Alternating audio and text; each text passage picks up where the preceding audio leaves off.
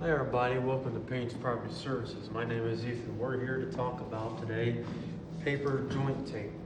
Now this tape right here is your original tape, paper tape essentially.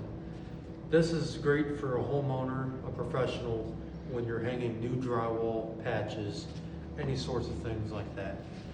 It's bendable, it's what a pro uses every day in and out. So we're going to talk today about mostly your straight flex original.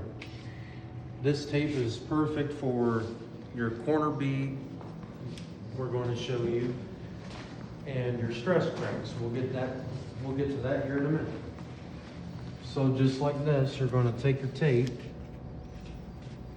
and you'll put it in your corner after you essentially have mud in back there.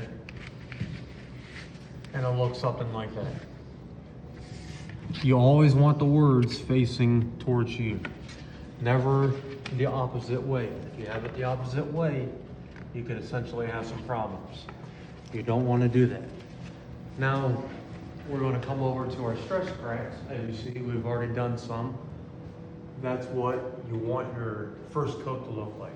You want to have a backing, and you want to have a top.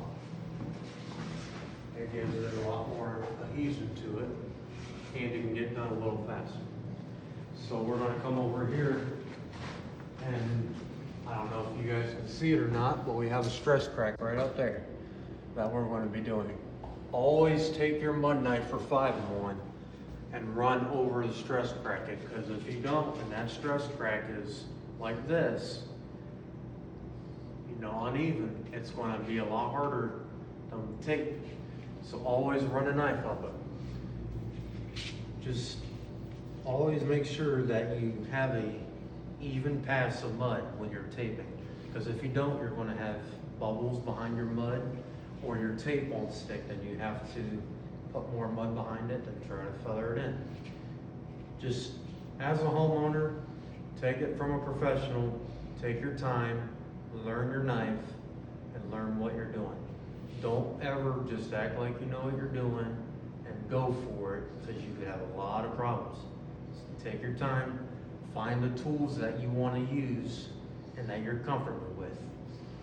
So just like here, I usually use the Pretty or the level 5 tools, but this was a fast pickup. This is an 8-inch taping knife. Always get an 8-inch when you're starting out, a 6-inch or a 4. Have those 3 knives with you, because when you use mud, when you're putting on your coats, you always want to have a different knife. Start with maybe the 6 to go, that's what I do. The 6-inch to put on, and then after my coats, I start going up in knives. I'll do the 8, the 10, and the 12. That way it gives you a wider and it gives you a smoother finish. You always want that smoother finish, because when you go to sand, it makes it easier. Always make it easy to sand, never harder, because you don't want a pound of mud, then you have to bring out a sander. And if you have to bring out a sander, don't use 60 grit. Don't do that. I've done that in my training days. Don't do that. Always go maybe an 80 or 120 if you're pulling out a sander, but don't try to pull out a sander.